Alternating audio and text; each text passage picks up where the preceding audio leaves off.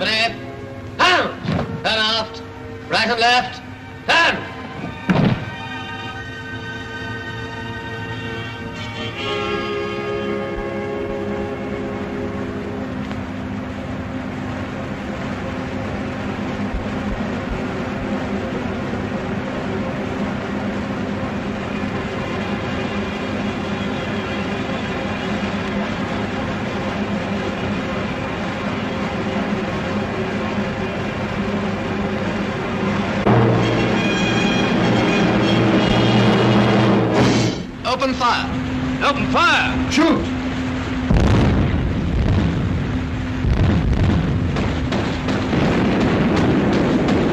Look at the Huns, sir. They're jumping overboard in full marching order. Cool, look at that. Come in, the water's lovely. Go on, look at them! Somebody must have blown a whistle! They're on!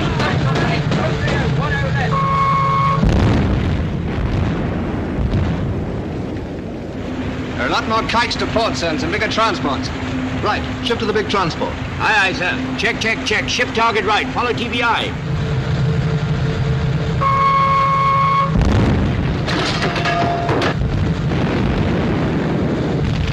Can I fire torpedoes at the transport, sir? All right, Top, you can get your own moldies off this time, but not more than 2 at any transport. Aye, aye, sir. Flags make to the division train tubes to port. Aye, aye, sir. Ready, port. Main office, make Tommy port. That's got 'em. Shoot when you see the whites of their eyes. Open 5, 108. Bingo! Fire 1, fire 1. Fire 2, fire 2. Torpedoes fired, sir. Our fish have hit, sir, and one transport's blown up. There goes another. Big stuff. The rest of the division are doing well. Must be an enemy destroyer, sir. Right.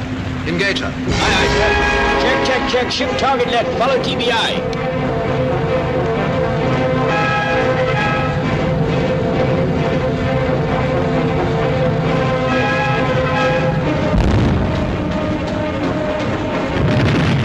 Take the signal from our mothers.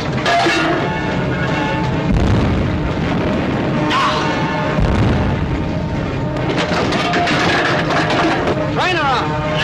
Left gun ready. Right, gun ready! 040. 10 left.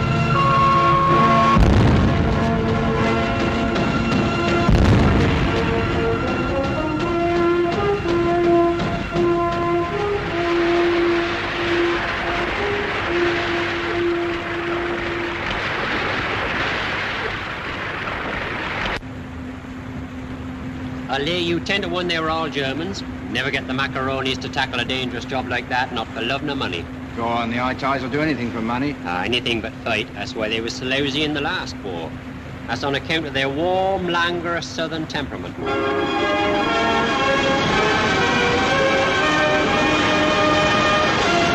Okay, sir. Thanks, Noddy. Thank you. Here comes the dawn of a new day, Flags, and I shouldn't be surprised if it were a fairly uncomfortable one. Yes, sir. It's a very pretty sky, sir. Somebody sent me a calendar rather like that last Christmas. Did it have a squadron of Dorniers in the upper right-hand corner? No, sir. That's where art parts company with reality. Yes, I'm afraid you're right, sir. Cigarette? Thanks.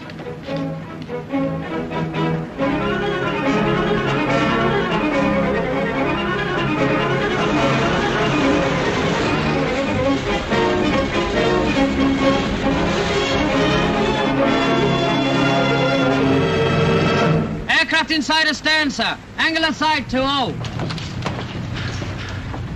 Looks like a couple of squadrons of Junkers 88s. Starboard 20. Aye, aye, sir. Starboard 20. One blast on the siren. Aye, aye, sir.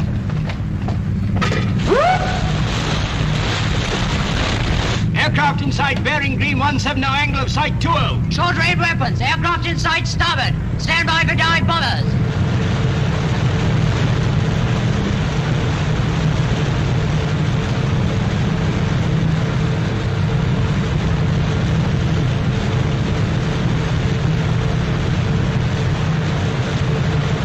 Open fire! Shoot! First wave of diving now. Out of port. Sound 2 blast. Aye, aye, sir. All guns, sector independent.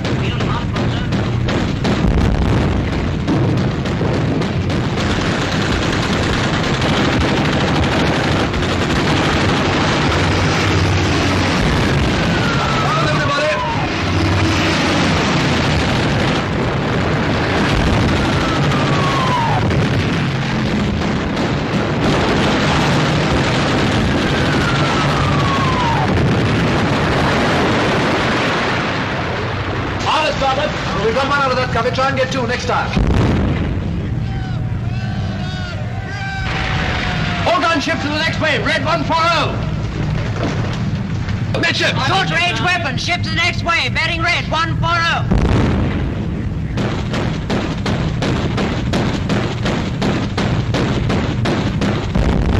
Out of starboard. Sound 1 blast. Aye.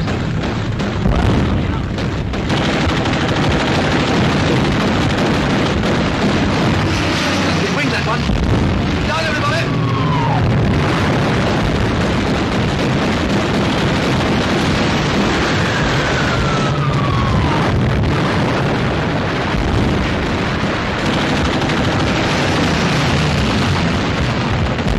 Midships. Aye, aye, sir. Midships. Another wave on the port side, sir. Starboard. On the starboard.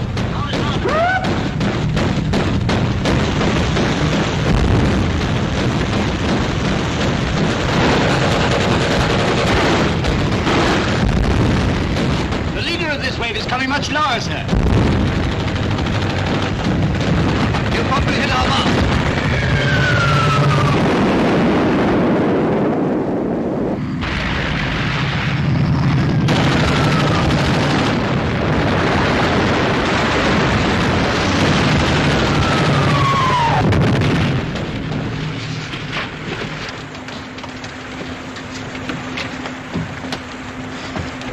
Well done. We've got him, but I'm afraid he's got us too. Midships. Midship, sir. Carry on firing. Here comes the next wave. All guns are still in action, sir.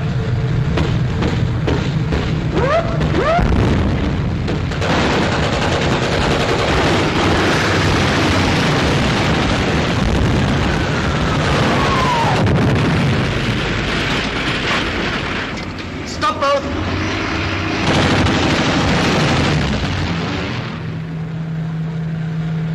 No answer from the engine room, sir. The telegraphs must be shot away. I'm afraid we're going over. Pass the word for the hands not at the guns to cast loose the carry floats.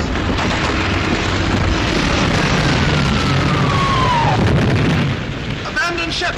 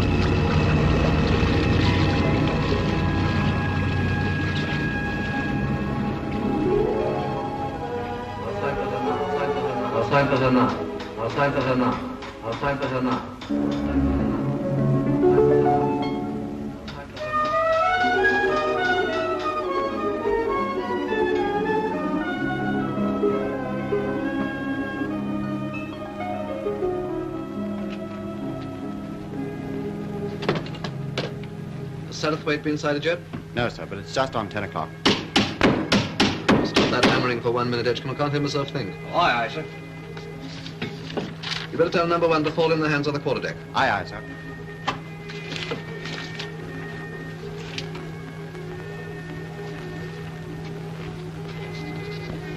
Shall we have it on the desk or the shelf, sir? Shelf for the moment. We'll have the usual one on the desk when you find it. Wedding dress, sir? Yeah.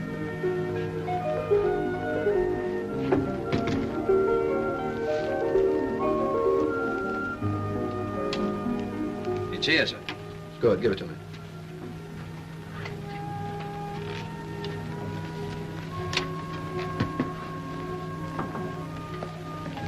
Mr. Satterthwaite's coming on board, sir. Is number 1 bringing him down? Yes, sir. Hands all aft? Yes, sir. Good. Mr. Satterthwaite, sir. Good morning, Satterthwaite. Good morning, Captain Kinross. Everything in order? Certainly. Well, we better get the little ceremony over and then we can go on deck. Were you satisfied with the full power trial? Yes, she's a well-found ship. We'll be hoisting the ensign in a couple of minutes, Edgecombe. You better get your cap and go on deck. Aye, aye, sir. Now then. Are you prepared to take over the ship, sir? Yes. I'll sign for her now.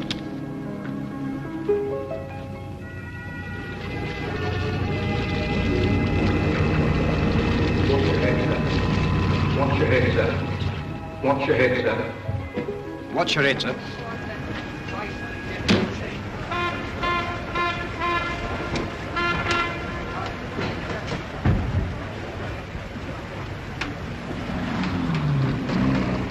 You can smoke if you like, Edgecombe. Oh, thank you, sir. Will you have one, sir? No, thanks. Not at the moment. Heard from you, Mrs. Lately? Yes, sir. I had a letter last week. One of the usuals, full of complaints. Why, what's wrong? Well, mother was took bad again, so I had to go to hospital. That old woman's always in trouble. If you ask me, I think she enjoys it. What's the matter with her? Well, last time it was a back, so this time it's a stomach. It seems she can't keep anything down. If I know her, it's not for want of trying. I should think you'd be glad to be going to sea again. That's putting it mildly, sir.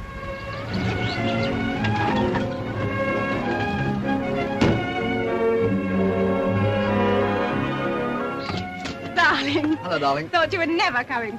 Everything under control? Oh, far from it. We've been in an uproar all day ever since your telegram came. Hello, Bobby. We've been waiting for hours and hours. Mine wanted us to go to bed, but we wouldn't. We saw the ship, Daddy, we saw the ship. We took our tea on the cliffs and saw it go by quite close. Not at Larry her. Oh, that's right, son. She looked beautiful, Teddy. It was thrilling. How fast was she going, Daddy? Was she going 40 knots? Oh, good heavens, no, she's only doing about 20. But she can do more than that, can't she? You bet she can. You might take the car round, Edgecombe, then you can give Ellen a hand with the dinner. Aye, aye, sir. Good evening, Edgecombe. Evening, ma'am. I hope it's a good dinner. And absolutely starving. Can I take imagine what it is, Mummy. Of course you can't. It's a surprise. She mustn't fall it mushy. Oh, Bobby, do keep still, there's a dear. How long have you got? Until the morning. Can we come to the dockyard tomorrow and see her? I'm afraid not, son. I should be too busy. We're commissioning, making a rush job of it. But Mummy promised. Oh, Dad, that's enough, Bobby. You heard what Daddy said. But we shall be able to come on board before you go away, shan't we? Well, we'll make time somehow. When, Daddy? When? Oh, Bobby, don't be so persistent. Children, you know, it's really dreadfully late. You really will both have to go to bed. Oh, Mummy.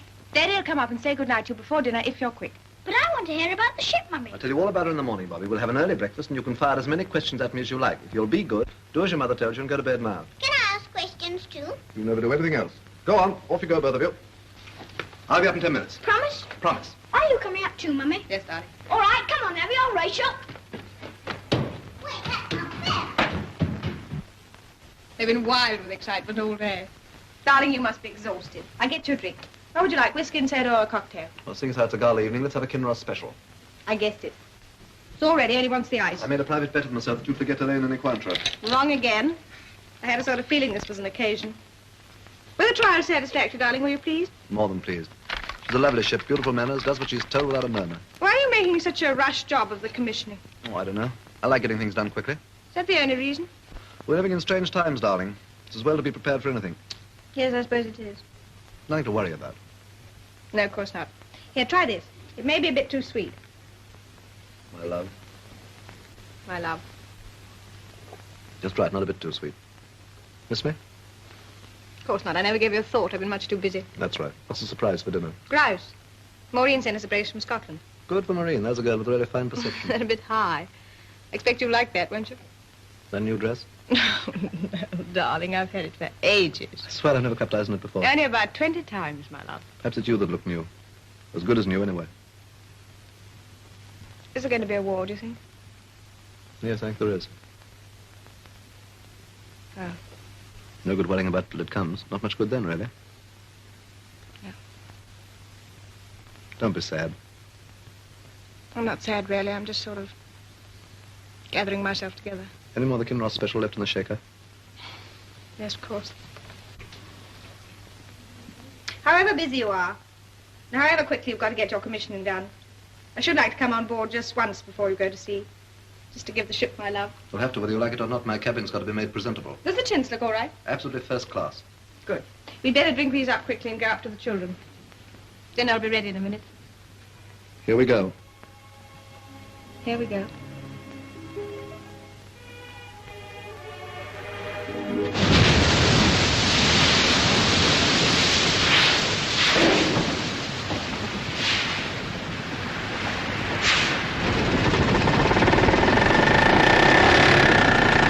Swim to the float! Swim to the float!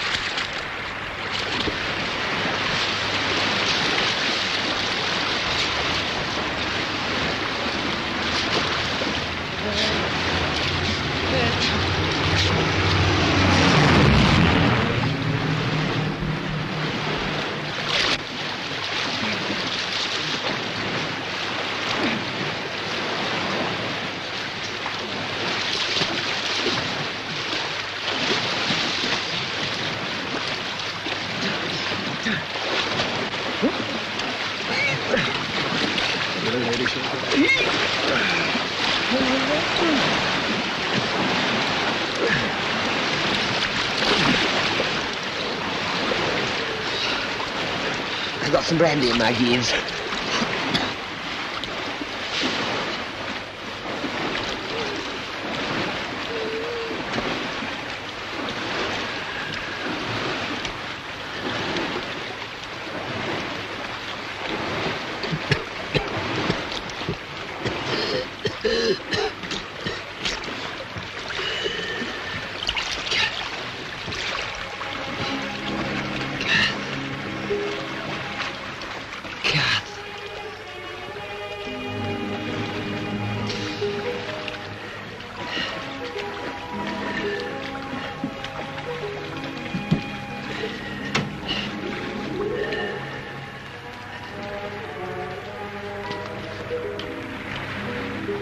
Here's the paper, dear.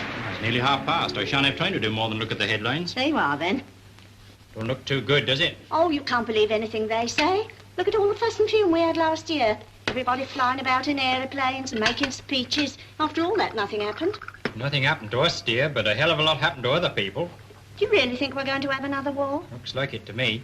Well, I'll believe it when I see it. If you ask me, you're going to see it quicker than you bargain for. I don't believe that Hitler'd be so silly. What would he expect to gain by winning a war? World domination. That's what that little rat's after. You mark my words. Well, they haven't got enough to eat in Germany as it is. Mrs. Blackett's nephew, you know the one that travels in underwear, come back from Berlin 2 months ago. He said they was all half-starved. Well, I can't help what Mrs. Blackett's nephew says. I think we're for it. Well, if we have another war, I'd give up, see? After all we went through last time.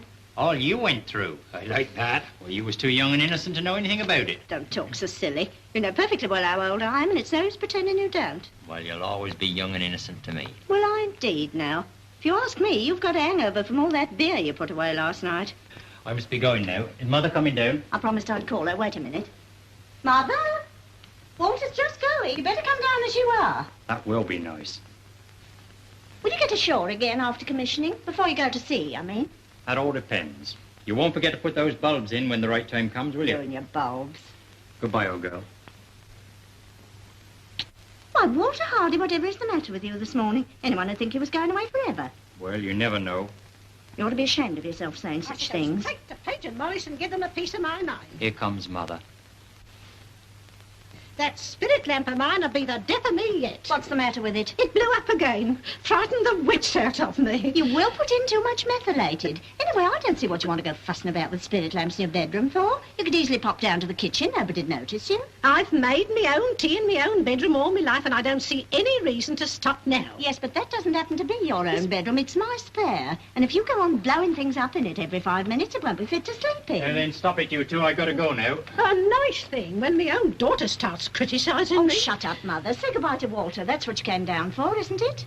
Will you get ashore again? All depends on Hitler. Well, who's he think he is, anyway? That's the spirit. Goodbye, Mother. Look after Kath for me, and don't you two go nagging each other from morning to night. Nagging? Oh, I like that, I must say. Come on, Kath. Goodbye, old girl. Goodbye, dear.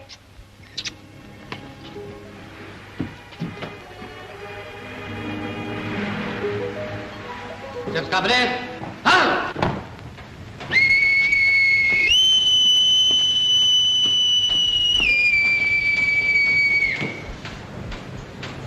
Ship's company prison, sir. Thanks, number one. Stand them at ease. Aye, sir.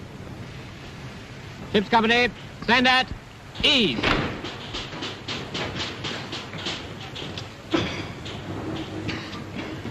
Break ranks and gather round.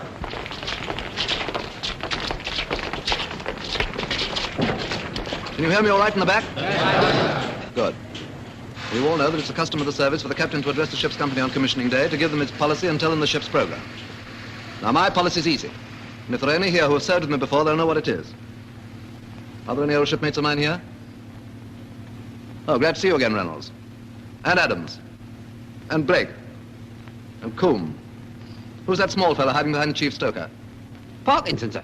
Parkinson, you were coxswain of the All-Comers whaler in the Valletta, weren't you? I was that, sir, when we won the All-Comers Cup in the 1936 regatta. And fell into the ditch when you got to the ship.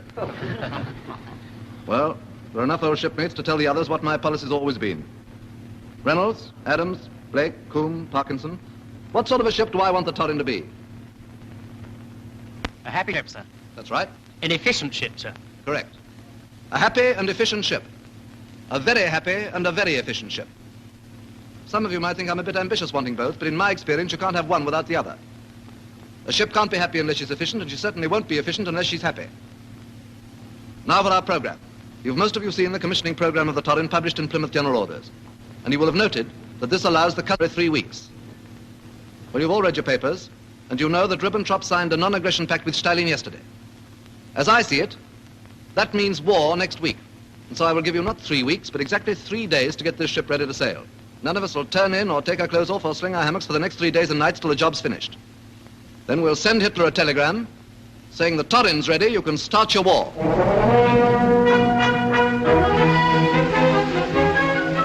You 4 bring in the sugar, you 6 gas masks, you 4 nutty and canteen stores, and I'll join you and bring in the rum.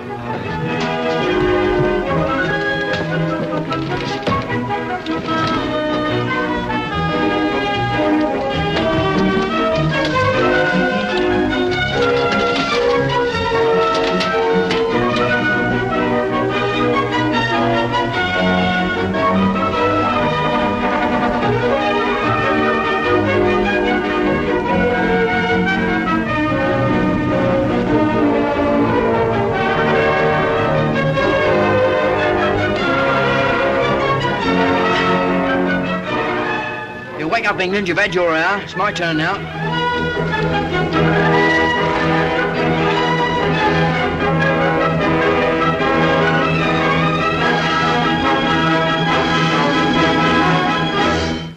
Here is an announcement. At 11:15, that is in about 2 minutes, the Prime Minister will broadcast to the nation. Please stand by.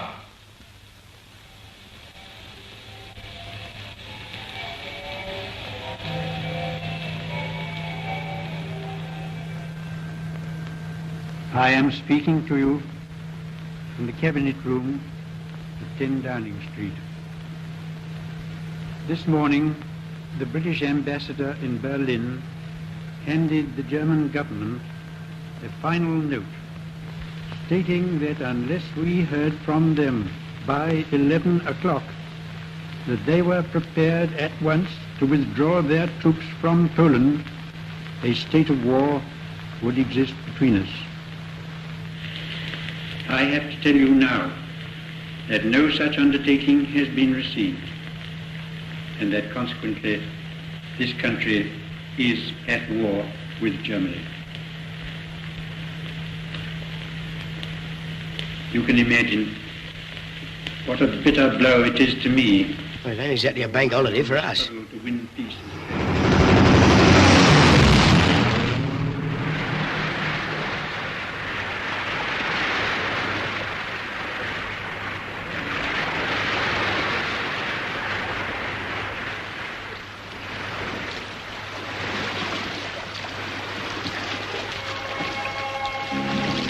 She's still afloat. Yes.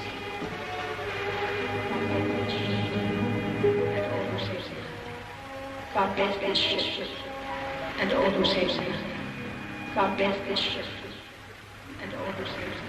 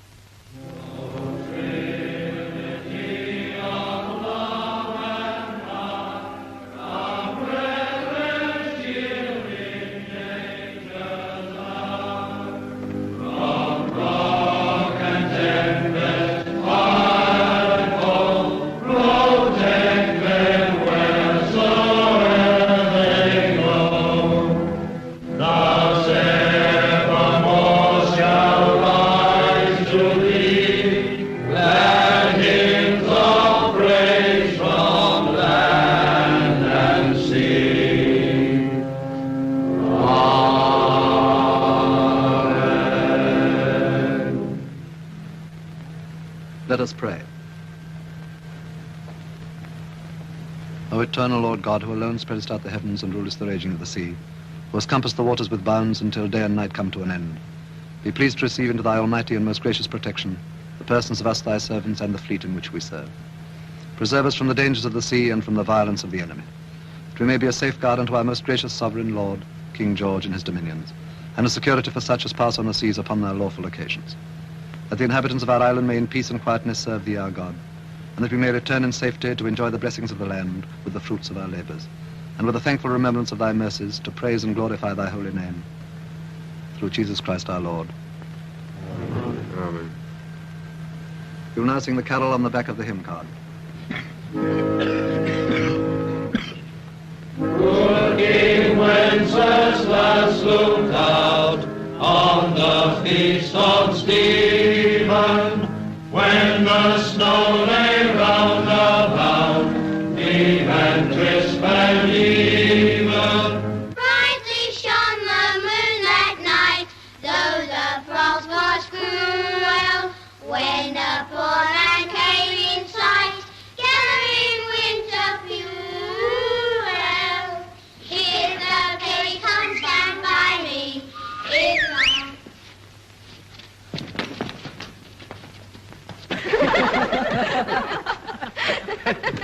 Kid's been at it all day. Beats me why their mothers let them do it. Oh, it's the Christmas spirit, Mum. I'll give them Christmas spirit. Coming home with their feet sopping, getting colds and giving them to everybody else. Now then, Mother, this is the time for goodwill towards all men. Can't have you grumbling just if it was an ordinary day. Me grumble? Well, I like that, I must say. I remember in the last war spending Christmas in the Red Sea. We was coming home from Aden.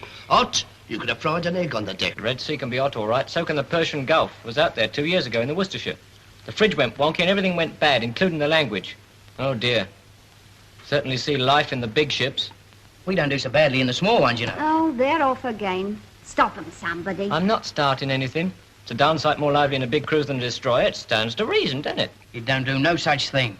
You're a Marine, you are. You don't know nothing about destroyers. What's the matter with the Marines?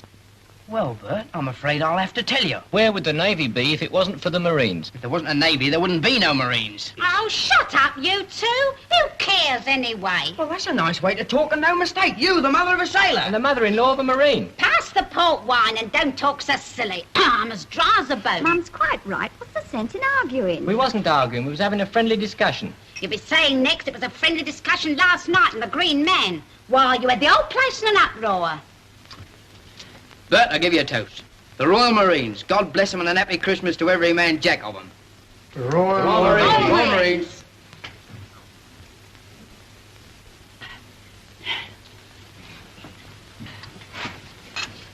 Thanks, Shorty, old man. I respond to your toast in a fitting manner. And on behalf of my corps, of which I'm justly proud, I give you all destroyers, and the Torrin in particular. May our shadow never grow less. It never will. Destroyers and HMS Kelly. I should like to take the opportunity of this festive occasion to drink the healths of one and all present, and to thank a kindly fate for so arranging that my ship should have to come home for boiler cleaning 2 days before Christmas. A bit of luck which I think any sailor will tell you is little short of a bloody miracle. Walter, can you? You know I don't like you using that word. Be that as it may, Kath, that's a highly expressive word. What's more, that's been bound up with naval tradition since times immemorial. I have heard it whispered in the RAF. Well, be that as it may, I would like to add that I consider we're all very lucky to be all together on this happy day, taking into account the fact there's a war on and the whole of civilization happens to be trembling on the edge of an abyss. There now. What did you say, Kath? I only said there now. Well, don't say it again, dear, because you know it only puts me off. What are you giggling about, Frida, if I may make so bold? Nothing, really. It's just the way you talk. What you young flibbity-gibbets don't seem to realise is that this is a very important war indeed. War or no war, you certainly like listening to the sound of your own voice, all right. Now, let him get on with his speech, Kath. Try and stop him. I will treat these paltry interruptions with the contempt they deserve, and go on to propose the health of one who's very dear to me.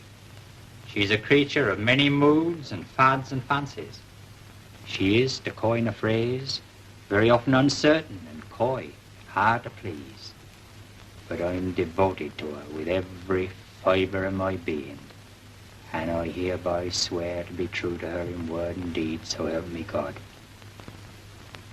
Ladies and gentlemen, HMS Torrin.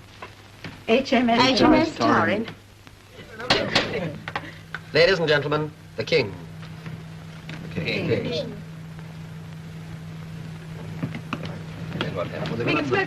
Yes, of course. You promised to pull the first one with me, Mummy. Come on, Mary, take a strong grip and pull. Come on, old gal. Enjoying yourself? Very, very much. That's absolutely wicked. You ought to have a hat made like. Doesn't the tree look sweet? Alex and I spent hours fixing it. It's the best Christmas I've ever had. Is it? Yes. Stop whispering, you two. You know, Robin, you really oughtn't to have put them next to each other. We ought to drink to them. Come on, everybody. To the newly betrothed. The newly betrothed. Newly betrothed. What's betrothed, Daddy? The beginning of the end, my boy. Well, on behalf of my fiancée and myself, thank you very kindly. As Flags and Maureen are so bashful, I think it only right and proper that you should make a speech, Alex. Oh, no, honestly, I couldn't. Come on, Alex. Oh, Teddy, I'll never pay you for this. Oh, dear. What am I to say? Happy Christmas. Just you wait. Come on now, silence everybody. Her Worship the Lady Mary is about to declare the bazaar open. Don't let it get you down, Alex. Ladies and gentlemen, I'll begin by taking my husband's advice. Hooray! And wishing you all a very happy Christmas. I'm sure Elizabeth and June will back me up when I say I'm going to deliver on behalf of all wretched naval wives, a word of warning to Maureen, who's been unwise enough to decide to join our ranks. Yeah. Dear Maureen, we all wish you every possible happiness. But I think it only fair to tell you in advance exactly what you're in for. Shame, shame. Speaking from bitter experience, I can only say that the wife of a sailor is most profoundly to be pitied. To begin with, her home life, what there is of it, has no stability whatever.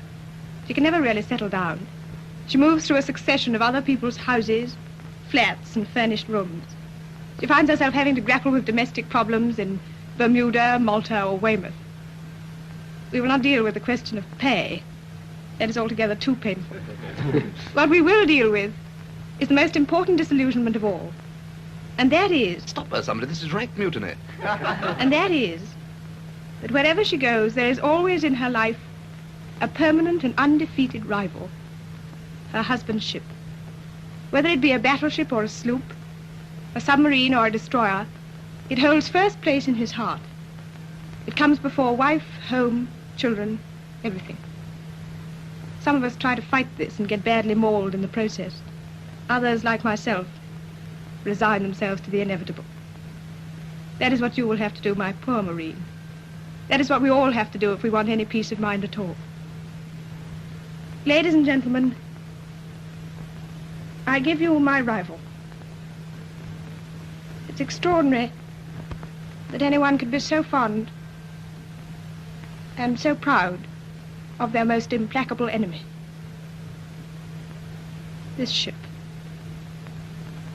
God bless this ship and all who sail in her.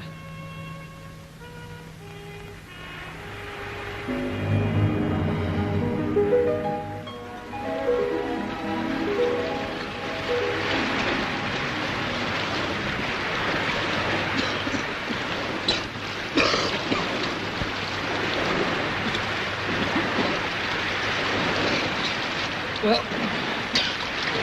she did her stuff, sir. Best ship I ever served in, sir. That goes for me too, sir. Makes one feel sort of lost, doesn't it? Very happy and a very efficient ship, sir. Thank you.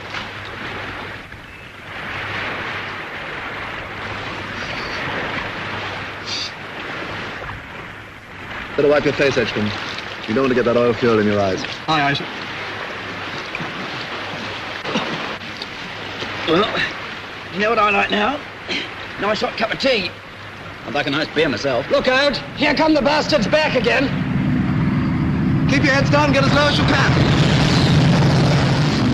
Miss Butterfingers.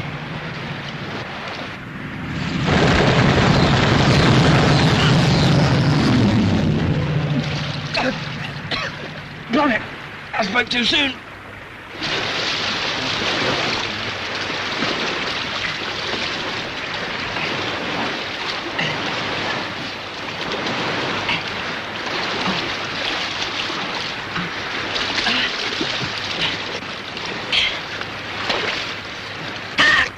They get you badly? Don't rightly know, sir. Knife somebody.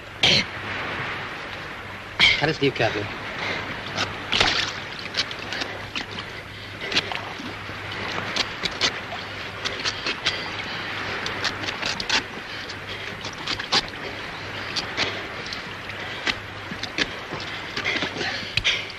Hit a mother with a baby in her arms, you would. Oh, look, boys. Shot through the heart. I always did hate the sight of blood. Piece of rag, somebody.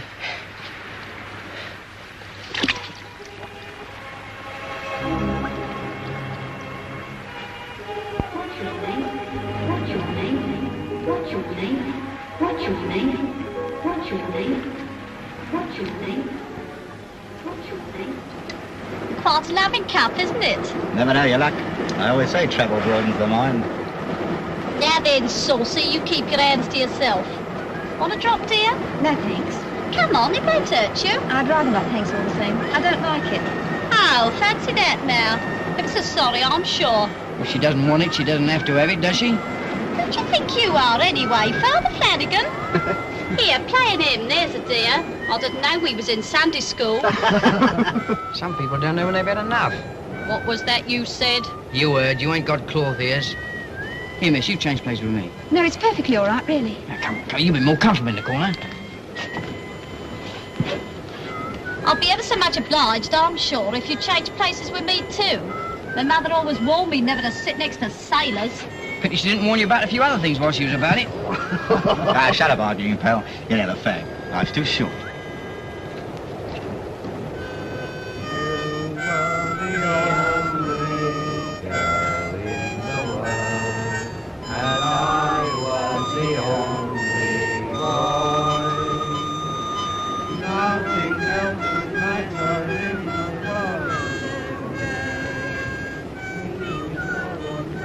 Comfy?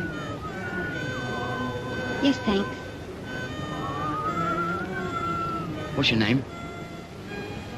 Frida. Frida Lewis. Frida? Oh, it's a pretty name, isn't it? Is it? You mind if I smoke? Of course not. Have one? I don't mind. These are special HM ships only. We get them in the canteen. My uncle by marriage is in the Navy. He's on a destroyer. Oh, isn't that a coincidence now? So am I. No. He's a petty officer. They call him by a funny name. Yeah, we often call petty officers funny names. It begins with a B. It generally does. Oh, you are awful. What's your ship? Oh, well, I'm not supposed to tell you that now, am I? It's careless talk. Yeah, you can tell me. I'm in the same firm as you might say. Well, Chief Buffer, that's what he's called. He's on the Torrin. Well, it's a small world and no error. Here, Joey. Our Chief Buffer's her uncle by marriage. Makes you sort of Siamese twins, doesn't it? This is my friend Joey Mackridge, Miss Lewis. How'd you do? Pleased to meet you, I'm sure. What's your name?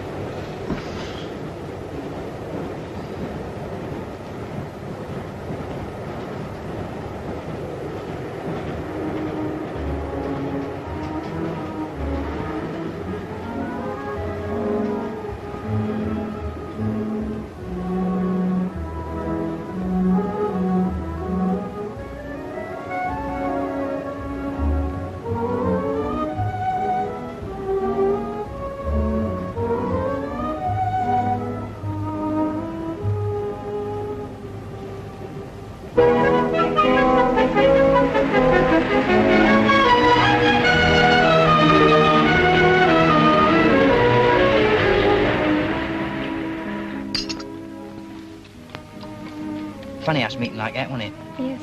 Sort of unexpected. Yes. That long train, all them people in it. And I had to pick on that one carriage. Fate, I shouldn't wonder. Yeah, I feel that way too.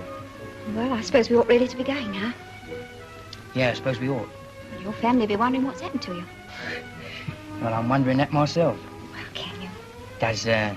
Does your aunt let you go out much? Oh, yes, she doesn't mind. Well, not so long as I don't get back too late. Well, what's the matter with tomorrow night, then? Here, we might go to the old Pally to dance. Do you like dancing? Oh, yes. Well, that's a date, then. 6:30 under the clock, Victoria Station. Oh, you don't waste much time, do you? Well, I can't afford to. I've only got short weekend leave. Oh, it's not very long, is it?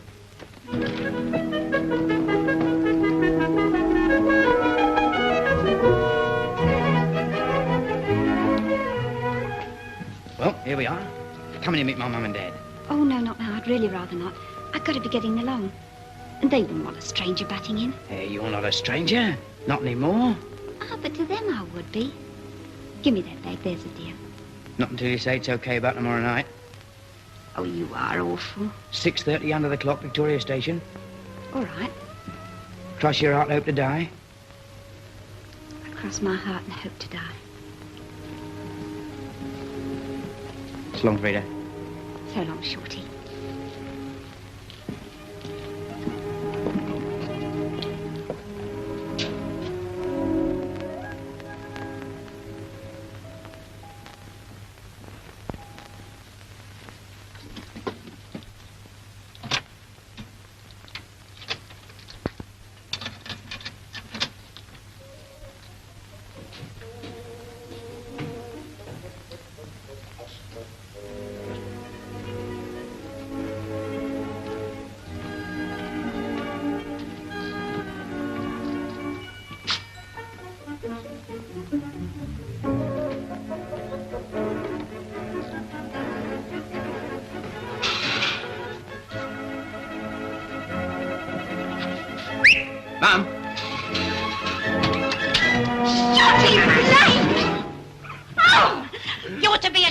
of yourself and no mistake. Your telegram only arrived half an hour ago. Never said what time you was coming nor nothing. Well, I'm here okay, aren't I? Sound in wind and limb, you can't grumble. Oh, you bad boy, you. May, saucer's home. Dad! Doesn't he look well? How's the war going, son? See any submarines? Hundreds. Sunk 14 last week and a couple of cruisers thrown in. Oh, now he's fibbing, isn't he?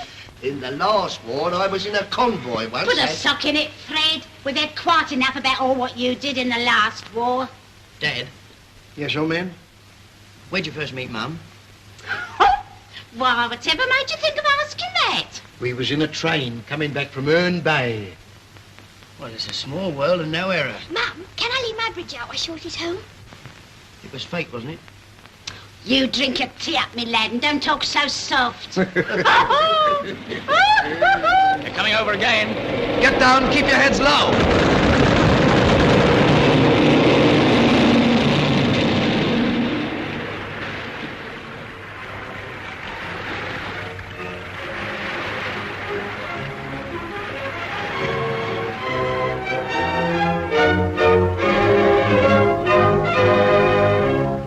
Now, nice and still, everybody, please. Steady. A nice smile. It seems only yesterday it was in a scrap. Hold it. Right on.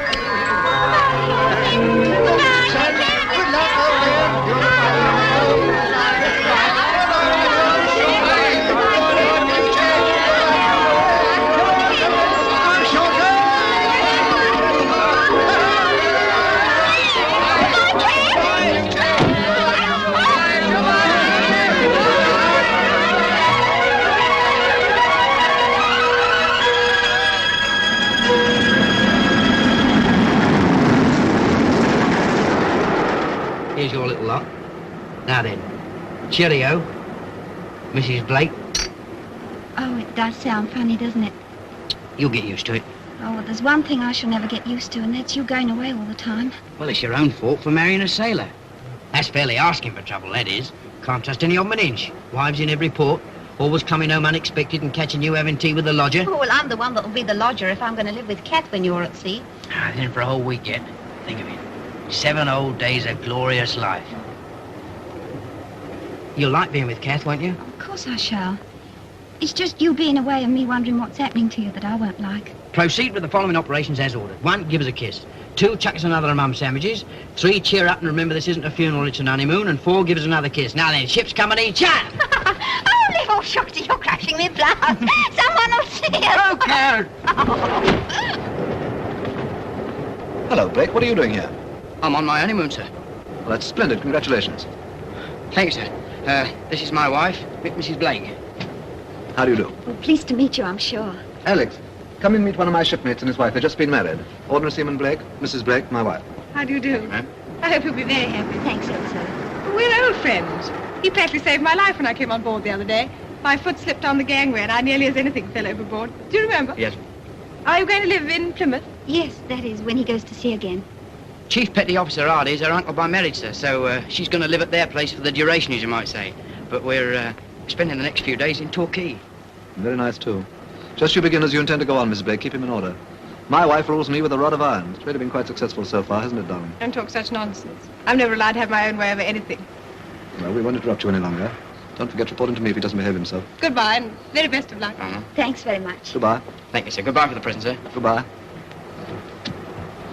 Have a good time. Enjoy your leave. Thank you, sir. Coincidence about them going to Torquay for their honeymoon, wasn't it?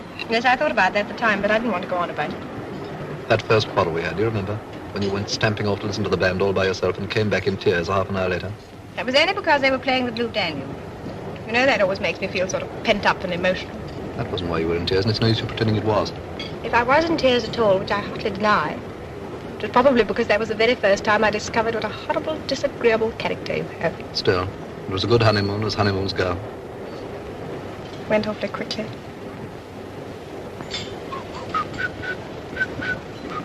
Stop it, Teddy. I refuse to be made sentimental in the middle of a great Western lunch. Eat up your delicious piece of railway fish and behave yourself. Damn. What's the matter? That thing positively haunts me. have to give him my eye teeth for a chance of a show like that. Never mind, darling. There'll be lots of other shows and lots of other chances before the war's over.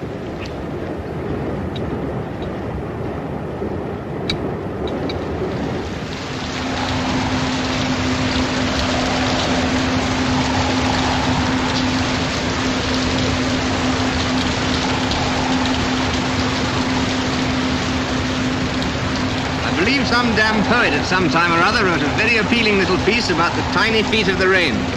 There's a man I'd like to meet. I'd kill him. Well, I'm going down to the wardrobe. Keep a stiff upper lip, old boy. 5 on 6, 2 on 3, and 10, just what the doctor ordered. Doctor hasn't ordered a damn thing apart from a few doses of cascara and 1 splint since the ship commissioned. That, I may say, is what's getting the doctor down. Years of expensive medical training resulting in complete atrophy. The doctor wishes he was dead. Someone give the doctor a drink. Mitchell, glass of port for the doctor. Sure. Yes, sir. There, just the girl I wanted. You do have the damnedest luck. Skill, old boy, sheer undiluted skill, the usual triumph of mind over matter. It's a stinking awful night. Oh, hello, number 1. Mitchell, a gin for the first lieutenant. Thanks, Torps. She's getting up and I've got the middle watch. Hey, stop. You should put the 10 on the 9. I never noticed the damn thing. Here's peace, peace, perfect peace with loved ones far away.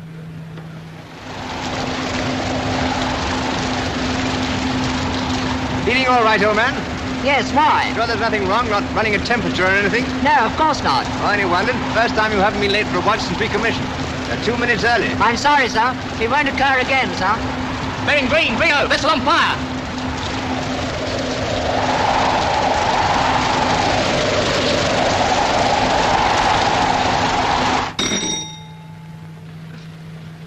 Yes? Captain, sir, vessel on fire, bearing green 30. Press the alarm rattlers.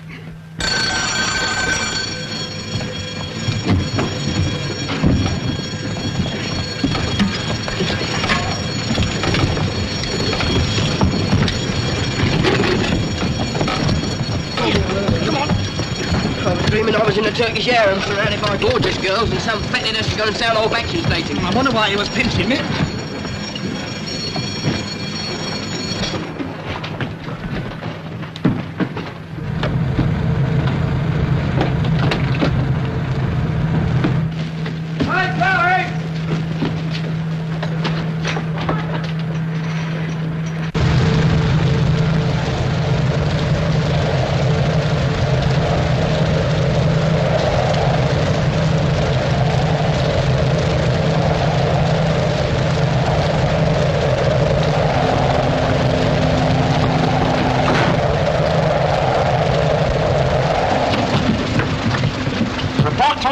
When called up and cleared away.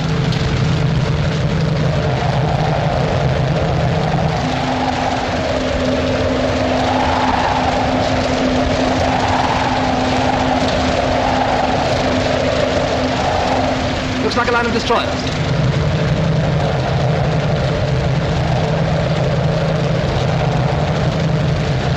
Come on, don't clear away, ball clear. Number 2 gun cleared away, ball clear. Number 3 gun cleared away, ball clear. All guns closed up and cleared away. Communications tested, sir. All quarter closed up to action stations up. Very good. Open fire. Open shutters. Star shell commence. Open shutters. Star shell. Commence, commence, commence. Well done, guns. We beat them to it.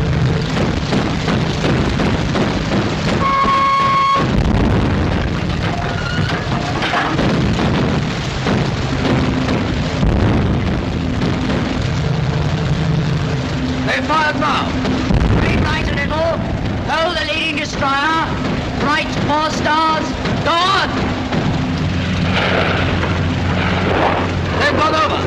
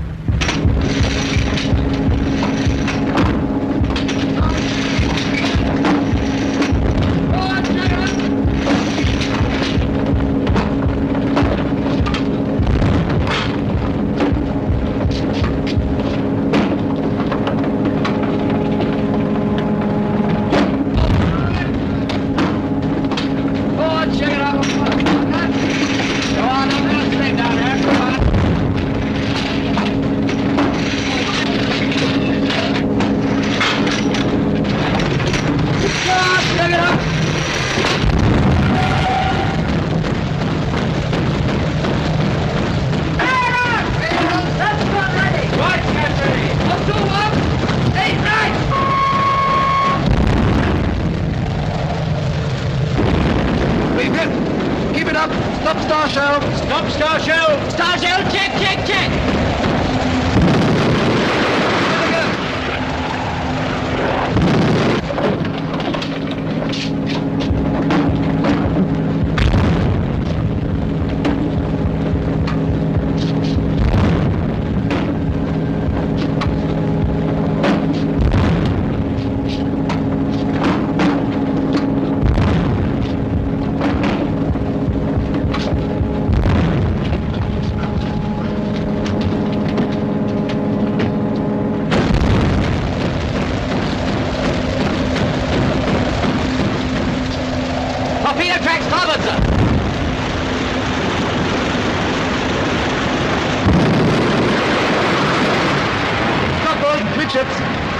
Watertight doors, jettison topway.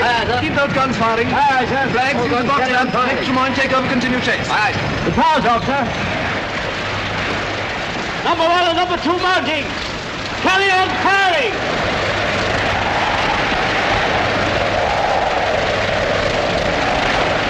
Number 1 and number 2 mounting. Carry on firing.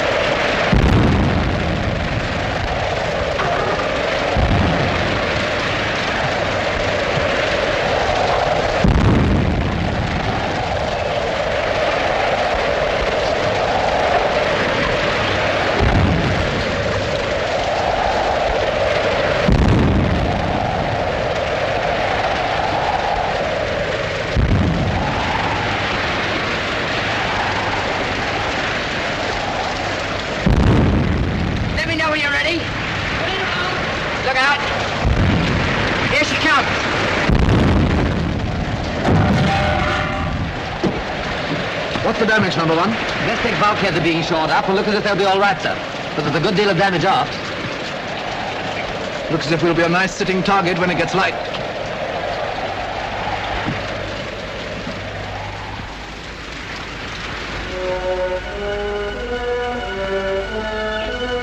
Is Captain D alive? Yes, old chap. You haven't succeeded to the command of this flotilla yet.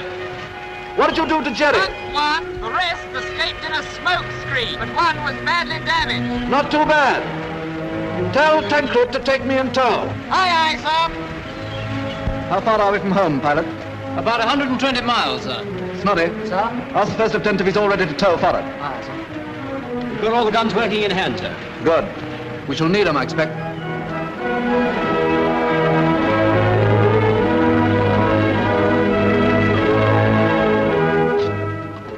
Well, Blake, Thermal, how are you feeling? Fine, sir, thank you. Got concussed a bit, didn't you? Yes, sir, I think I did, sir. The first lieutenant tells me that you stood by the gun even when most of the crew were knocked out. Is that true? Well, sir, somebody had to do it, sir. You did damn well. I'm very proud of you. Thank you, sir. I want to see my captain. All right, old man. I'm here. Don't try to talk. Just rest.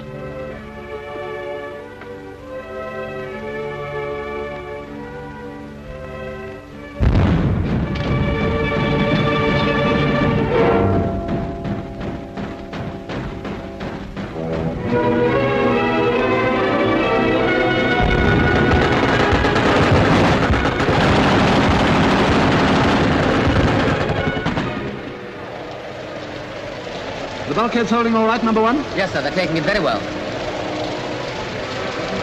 How far have we made good the last 2 days, pilot? We're about halfway there, sir.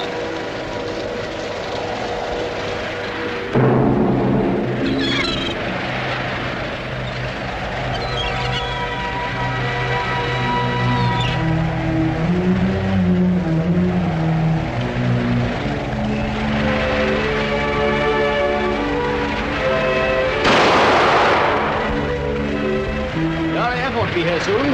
Nice nippy little fighter squadron. Neat but not gaudy. That's what we want. Wish they'd get a move on. Every time, old boy. I'm sick of wallowing about here like a sitting duck. It gives me the jitters.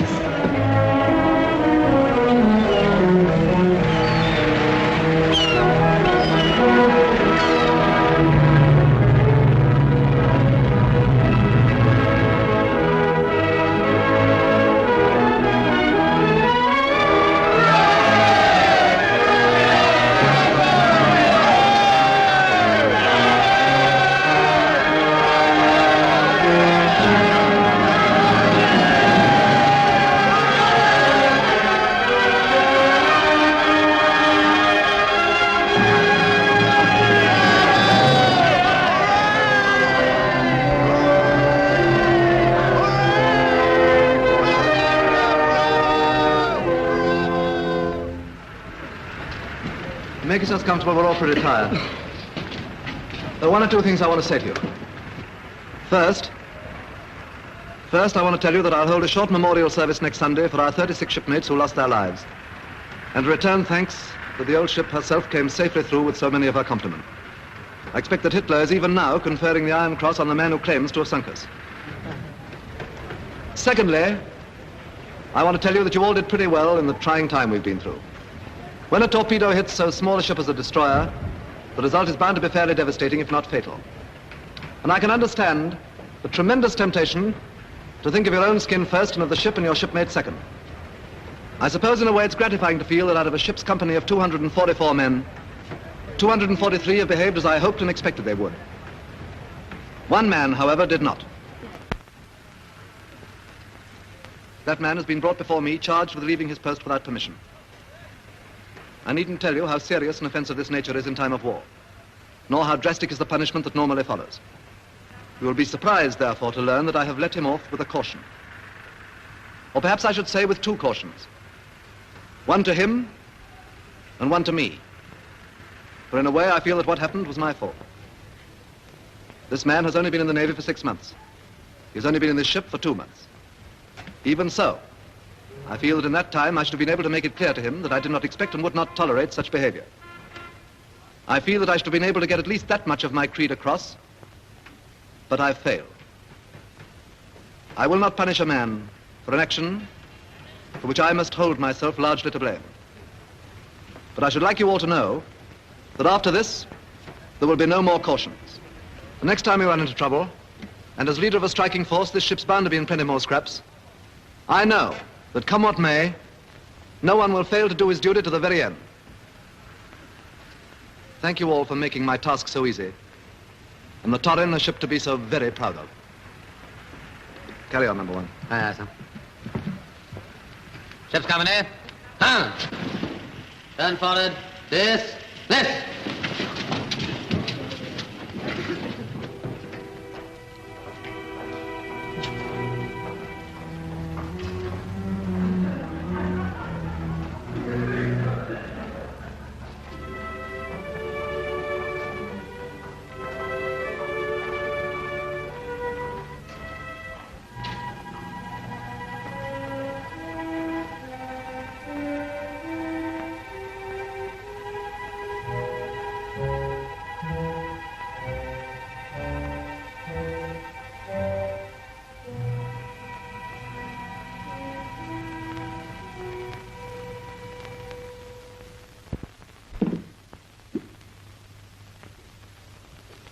Okay, I've got to close up now. It's no use your staying on any longer. You can't have any more to drink. It's after hours.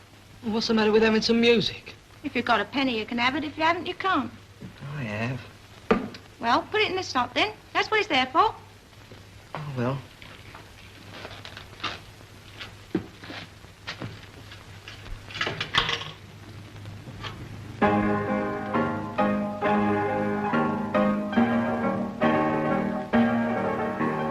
Will you be requiring anything more before we close? Look here, miss.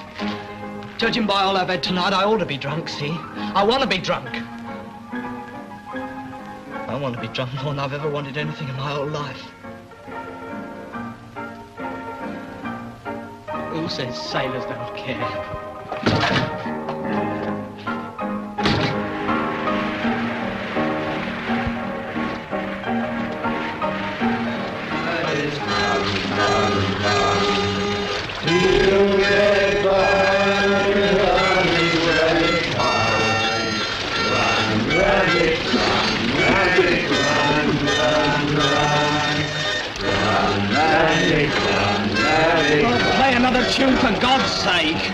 Much obliged.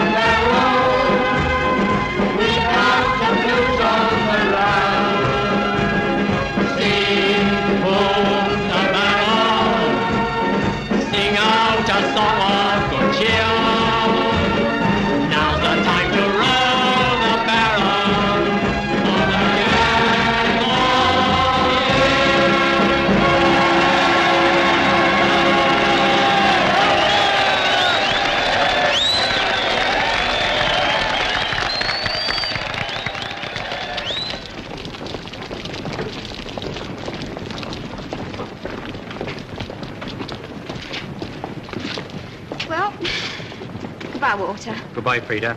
Don't go overexerting yourself now. Sure, Cat. Be good. Go on, Frida. Go on up to the gate with him. I'll wait here.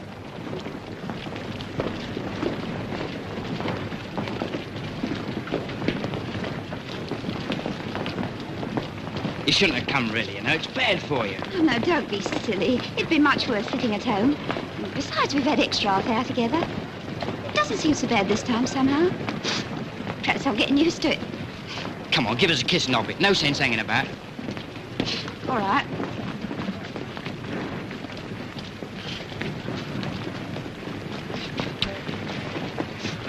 Now then, none of that. Go on, be a good boy. Don't get your feet wet.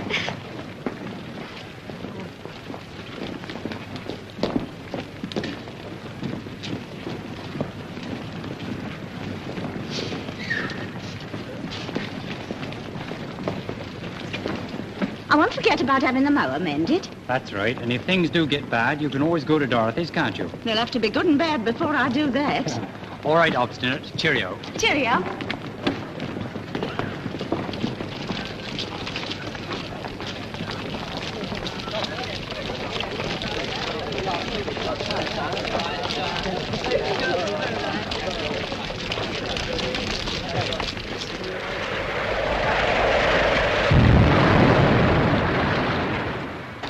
Take all your Packards and all your Cadillacs, and you know what you can do with them. Give me a Rolls Royce every time. You're old-fashioned, that's what you are.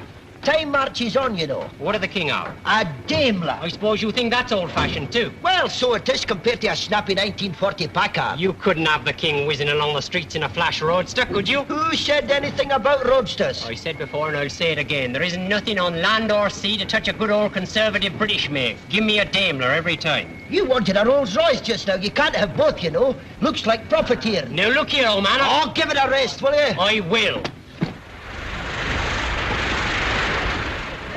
How do you spell porpoise?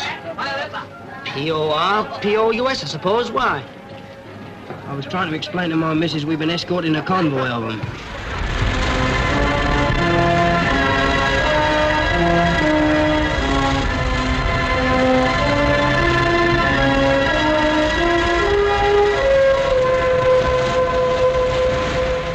Anybody seen the chief after the royal raspberry he got this morning? Poor old chiefy. He hasn't been into lunch yet. Hello, Chief. We were just talking about you. Damn nice of you, I'm sure. You making any more filthy vapors? You shut up, Guns. I've had enough of all that. Oh, I thought it looked very attractive. All those clouds of dense black smoke belching from the funnel. I'll thank you all to lay off it. Never mind, Chiefy. I must say old Tremaine went one better round about 10 o'clock. I thought she was on fire. Bring me some food, Mitchell. Yes, sir. Have your sparkers picked up any tidbits about the war? No, not since yesterday. Pretty bad show. My young brother's in the BEF. He wasn't far from GHQ in Arras. God knows where he is now. The whole thing's been a lash-up. Now, you probably all know what we've got to do, don't you? The whole of the British Expeditionary Force is falling back on Dunkirk. Now, in peacetime, as you know, there's a lot of leg pulling between the services. But the soldiers are our brothers in arms, and it's up to us to get them off so that they can live to fight again. Let them see how much we admire the way they fought. And don't forget, the success of our evacuation is measured by the smallness of the military casualties, not the naval ones. The soldiers are our guests, and their lives will be in our hands.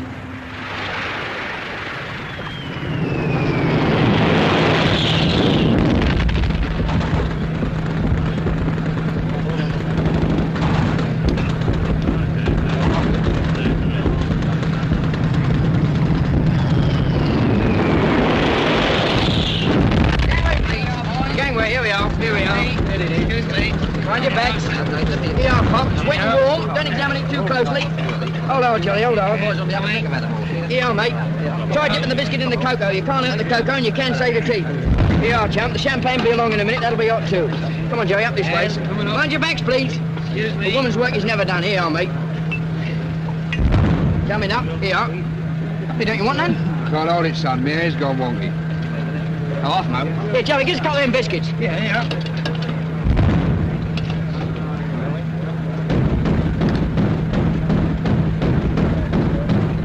Yelp it now, you'll chuck yourself.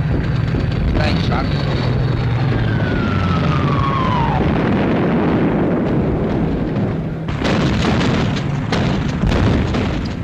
Why did we never think of this for 11s in the mess, Jasper? It's damn good. It's just ordinary bottle, rather heavily laced with sherry.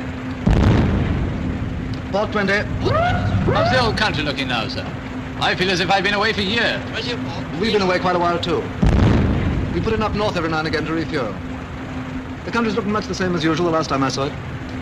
Gentle, you know, not exactly smug, not exactly warlike either. They'll always be in England, eh?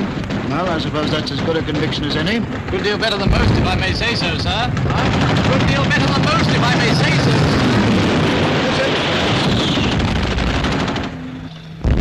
Here you are, chum. It's a nice cup of cocoa. Want the biscuit? Go on, leave it. He might fancy it later. I never thought I'd be so glad to see a cup of cocoa. That's right, chum. Have another go. Come on. Come on, chum. It's better with your boots off. Poor, what a swallow. You're lovely. Have some more. We're getting quite close. Good old white cliffs of Dover. Look better with the sun on them. Still can't have everything, I suppose. Yeah, I'm lucky to see him at all, sir. Quite right, Jasper. Haven't had a chance to thank you for all you've done for us, Kinross. The Navy's put up a fine show. I hope you don't think we're not grateful.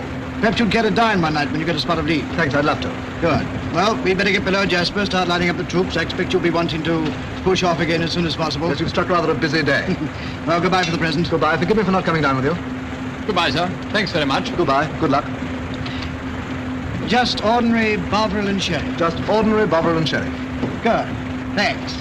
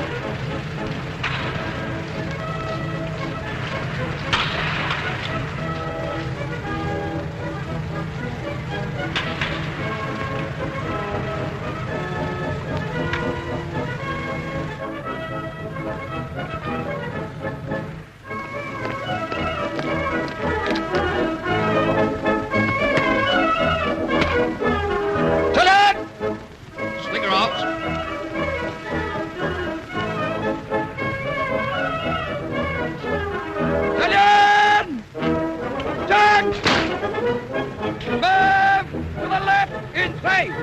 Left! Turn! By the right! Quick, march! Quick, right, quick, right!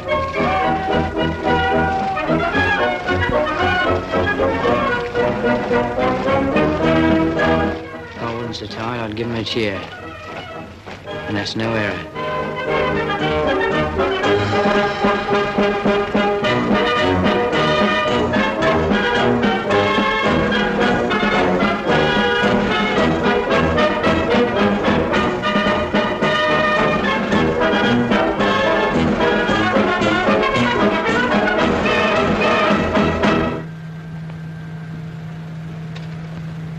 Ready to slip, number 1? Let go aft. Pull on your spring forward. Slow ahead, starboard, pilot.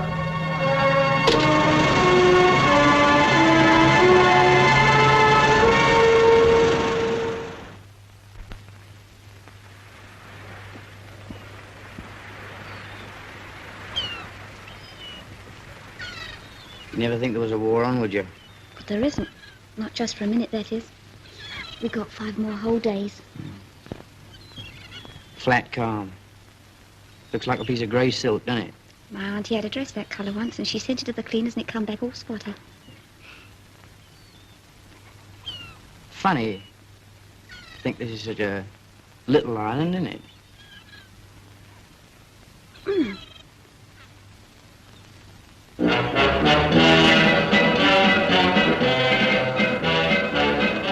He's got France now, and France is only 20 miles from England. Makes you think, don't it? Mummy, Chicago won't eat sausage roll. That's probably because you've spoiled him so dreadfully. Look, Bobby, that one diving's a hurricane. No, it isn't. That's an ME 109. Like the one they brought down last Tuesday.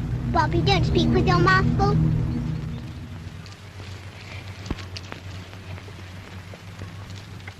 What a perfectly lovely day it's been. Lovely for us, I mean. I suppose that's very selfish of me, isn't it?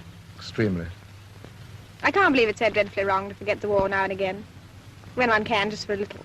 I think it's very clever of you, with all hell breaking loose immediately over our defenseless heads. I made the most tremendous effort and pretended it wasn't real at all. They were toys having a mock battle just to keep us amused. It's the most shameful confession. Sheer escapism. I don't care. It has been a lovely day. Sun's been shining and the country looks so green and sweet and peaceful. And you are on leave, even if it's only till the day after tomorrow. Teddy, I wonder where we shall all be this time next year. A lot might happen between now and this time next year.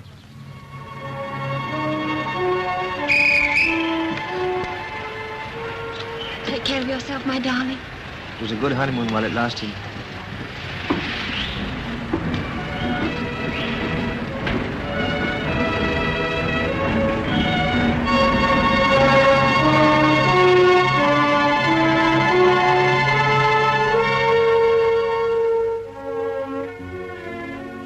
Tweedledee smiled gently and began again. The sun was shining on the sea, shining with all his might. He did his very best to make the billows smooth and bright.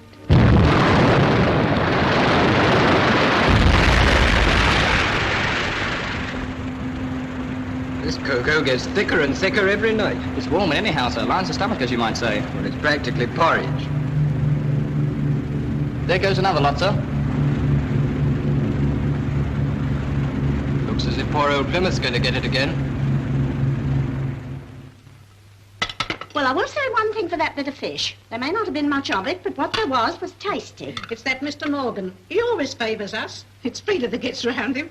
The moment we got to the shop this morning up, he'd come with a chair as if we was royalty. Oh, he's all right if only he wasn't quite so nosy. How are you feeling, dear? Fine, thank you. That effort from Shorty must have cheered you up. Oh, I wish he was home. And I wish that ship would get a bit damaged. Not so that anyone was hurt, mind you, but...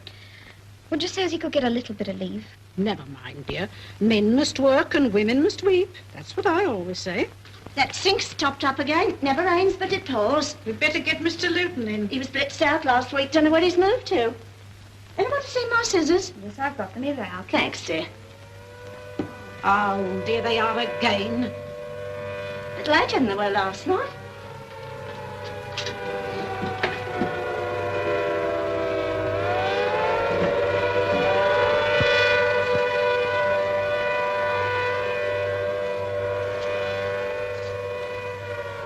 Wish you'd go down to the shelter, Frida. Oh, please don't start all that again, Auntie. You know I hate being shut up down there. It makes me feel sick. I'd much rather stay up here. I would, really. But in your condition, dear, I honestly think... No use, Mother. Why don't you leave her alone? It's all but if I knew being so calm and collected. But I tell you one thing, here and now, my nerves won't stand much more of this night after night, and that's the truth. You can go down to the shelter if you want to. Nobody's stopping you. Try as I may, I can't understand why you won't shut up the house and evacuate. Told you white on blue in the face.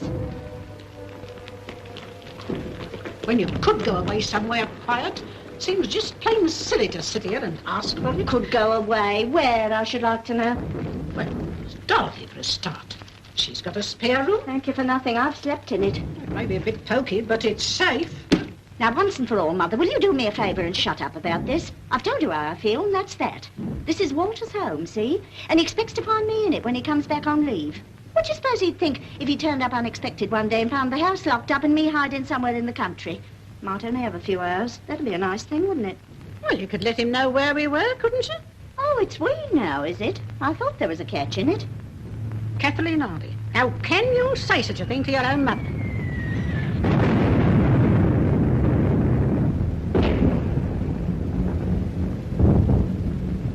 Well, I'm sorry, but you make me tired sometimes, really, you do. Sure, I'm only trying to be sensible. What about the garden and Walter's bulbs that he's so proud of? Who'd look after them? Oh, bulbs don't need any looking after. They just come up.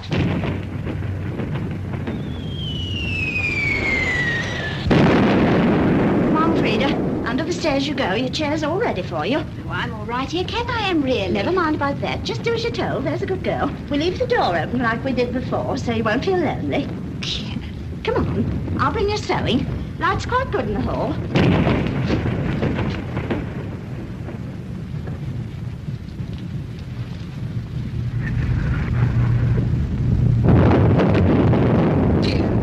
That sounds like a landmine. No, just an ordinary HE. Landmines make more of a rumble. I don't like it, Kathleen. It's no use pretending I do. I know you don't, Mother. Nobody does. But there's no use in making a fuss, is there? Cheer up. There's a dear. Are you all right, Frida? Yes, thanks. If you're cold, I can run up and get you an eider-down. I'm quite warm. We'll have some tea in a minute anyway, just to keep us going.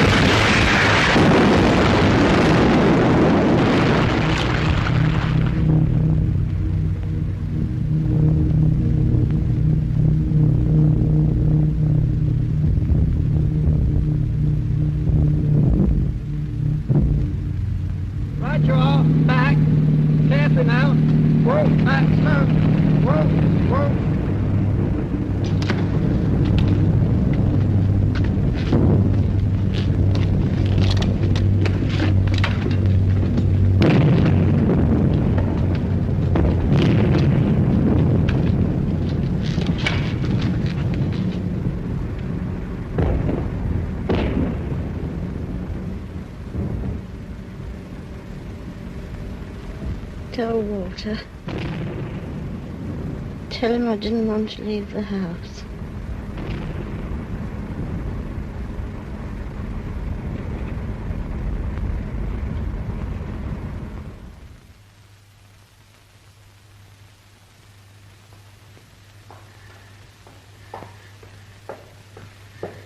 Nurse. Nurse. Is it all over? Yes, dear. It's all over. Don't worry. Mother and child doing well.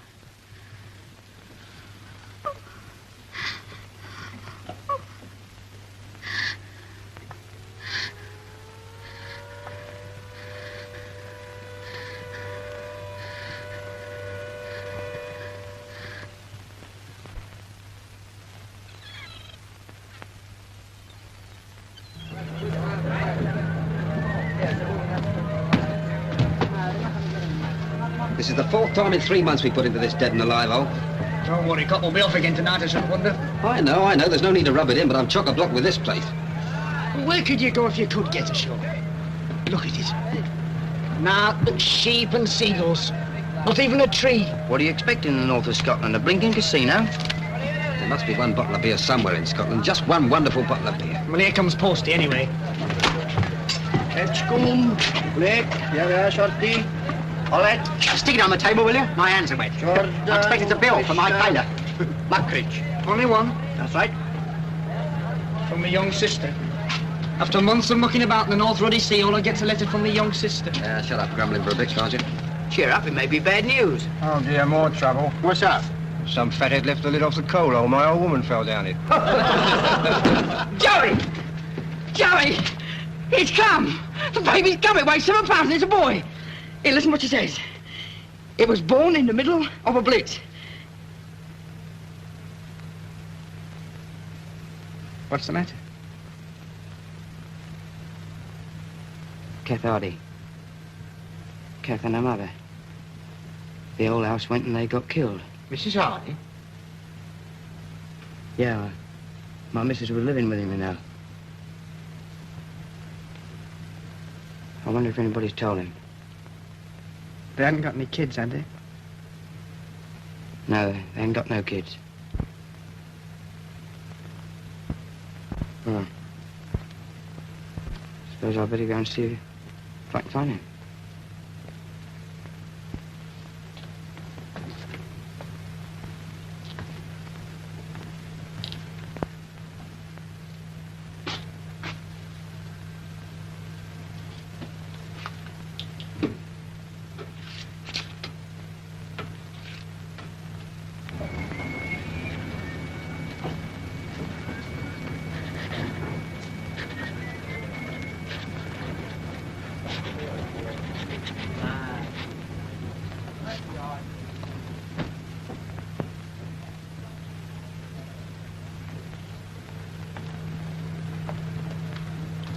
Hello, Shorty.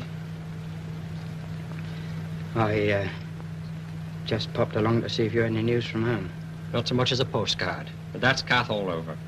All the years we've been married, I never known her get a post right yet. You heard from Frida? Yeah, How's she doing? she's all right. Well, what's the matter? It's Kath Waller. She and Mrs. Lennon. You see, they was all in the house together and it got blitzed. What do you mean? Kath got killed.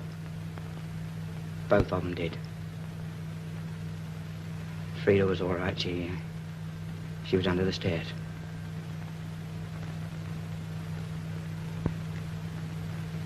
Oh, I see. So, I thought I'd better come along and tell you, seeing that... Thanks, son. I'm much obliged. I'm much obliged.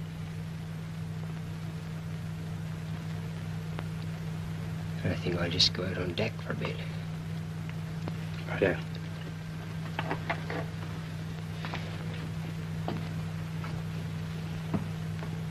I'm glad Frida's all right. Yeah, she's fine. We got a son. I'm glad. Congratulations.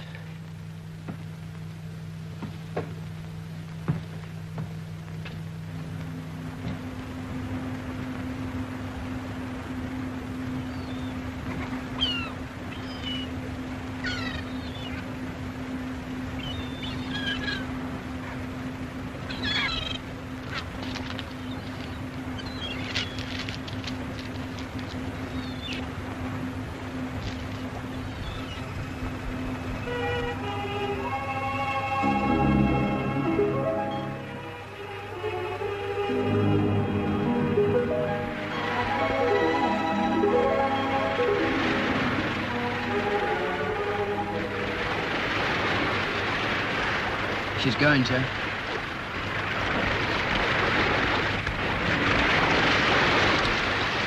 Three cheers for the ship.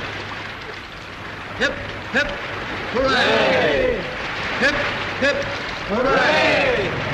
Hip, hip. Look out, they're coming again!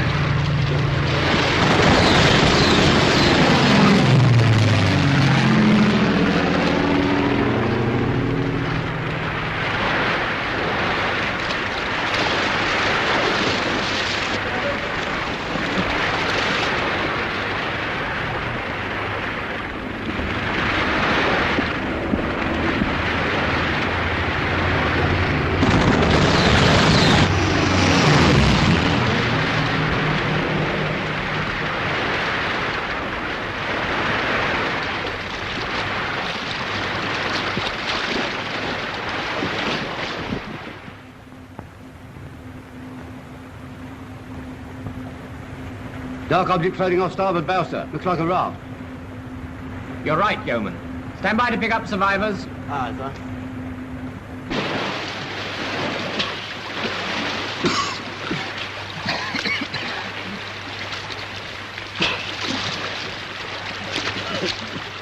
Keep up your spirits. I believe they've arrived at last.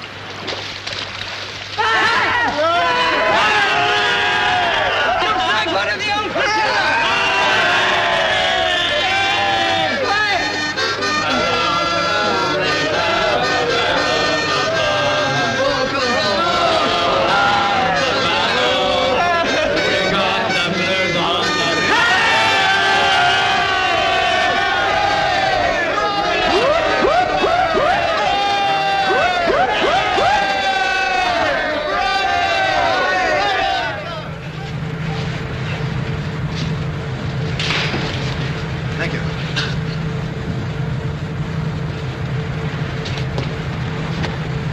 I'm damn glad to see you, sir.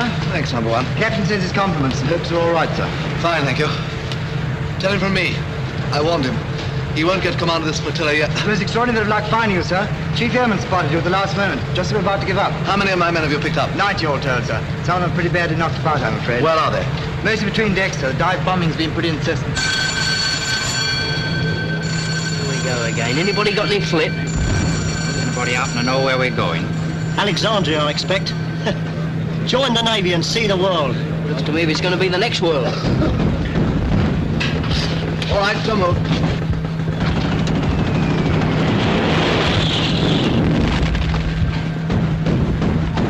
Glad you're okay, sir.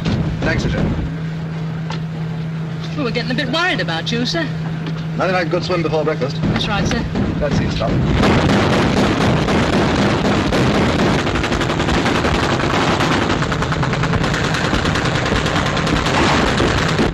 Snobby, give me a piece of paper and a pencil.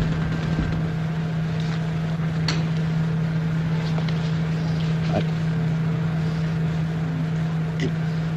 It's number 17. Just turn out of the high street. All right, I've got the address straight. I'll let her know. Thanks.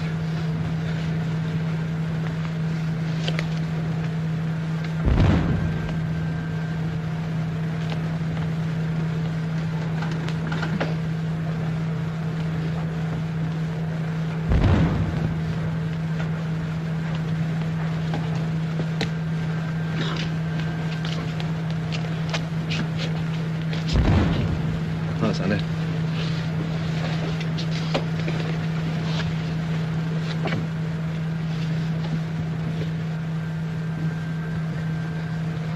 Try it a little louder, son. I can't quite hear. 24 Greek Street.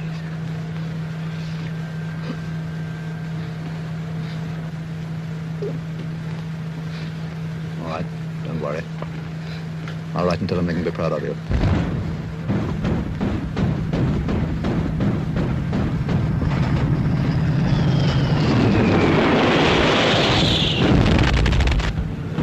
Of all the persistent bastards, you'd think they'd get tired, wouldn't you?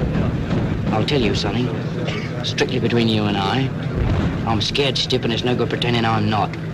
If I could be at a gun or something, I shouldn't mind, but this sitting about and asking for it's beginning to get me down. Brace up. Remember Nelson. Yeah, look what happened to him.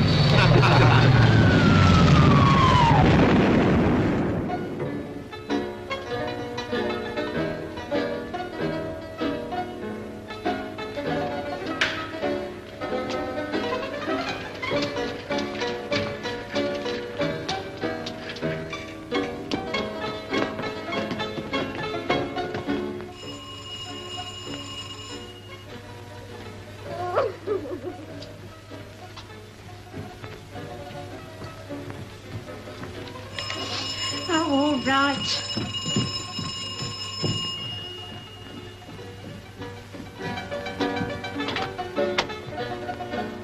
Name and plate. Yes, name's Blake. Here, then. Thanks.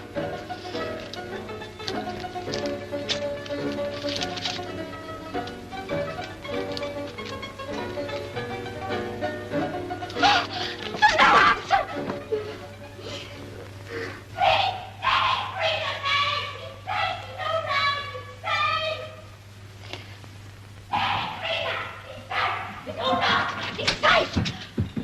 What is it? It's not...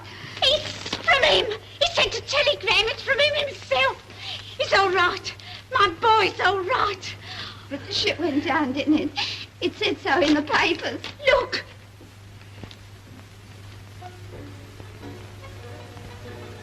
Okay, love.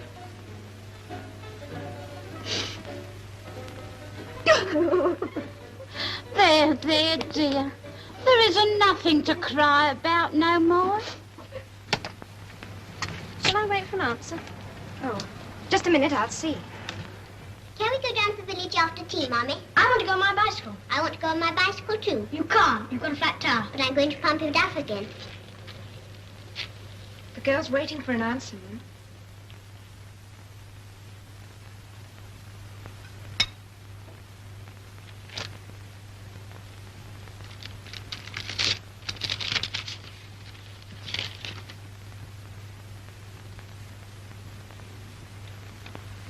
There's no answer. Tell Mrs. Bates and John it's from the captain and everything's all right. I'm so glad, Mum. Thank you, Emily.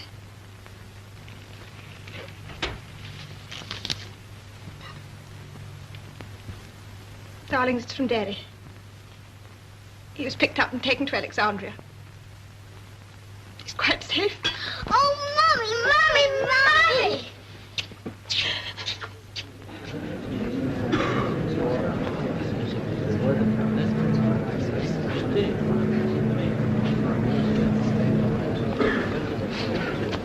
Ship's company!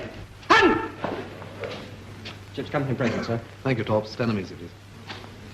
Ship's company, stand at ease! Stand easy.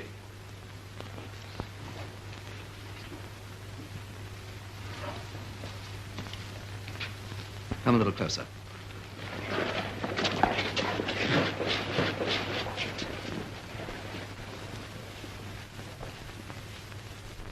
I've come to say goodbye to the few of you who are left. We've had so many talks, and this is our last. I've always tried to crack a joke or two before, and you've all been friendly and laughed at them.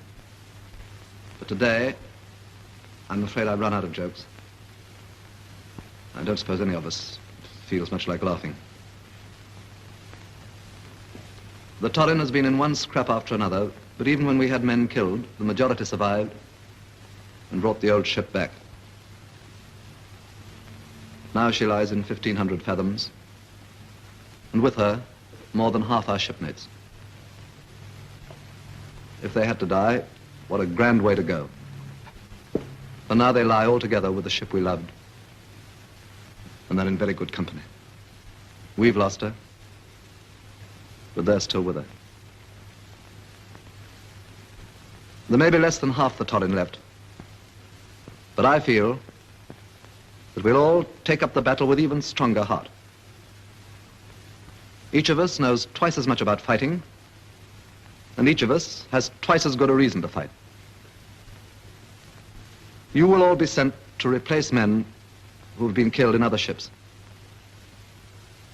And the next time you're in action, remember the Torrin.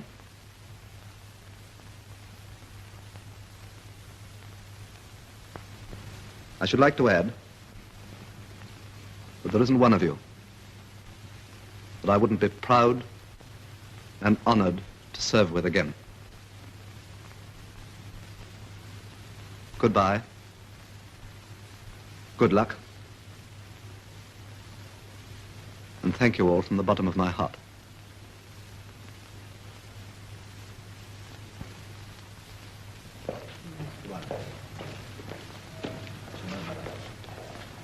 Goodbye.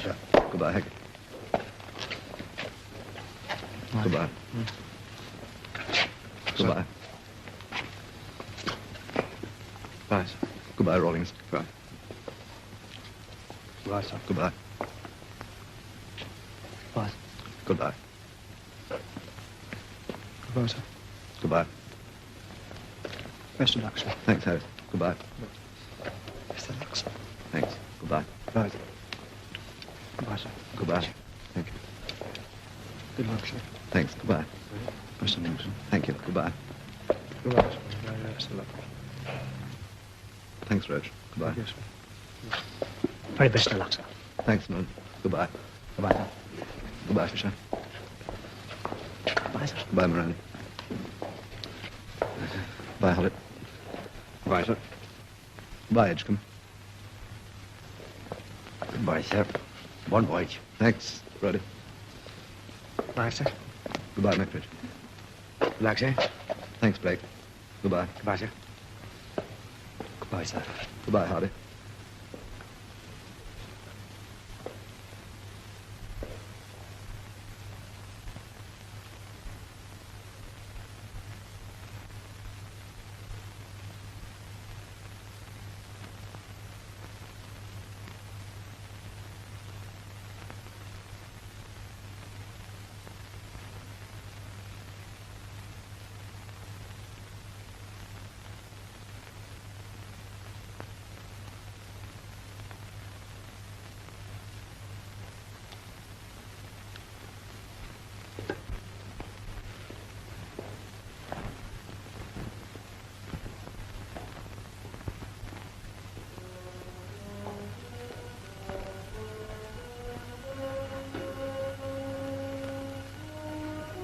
Here ends the story of a ship, but there will always be other ships, for we are an island race. Through all our centuries, the sea has ruled our destiny. There will always be other ships and men to sail in them. It is these men, in peace or war, to whom we owe so much. Above all victories, beyond all loss, in spite of changing values in a changing world, they give to us, their countrymen, eternal and indomitable pride.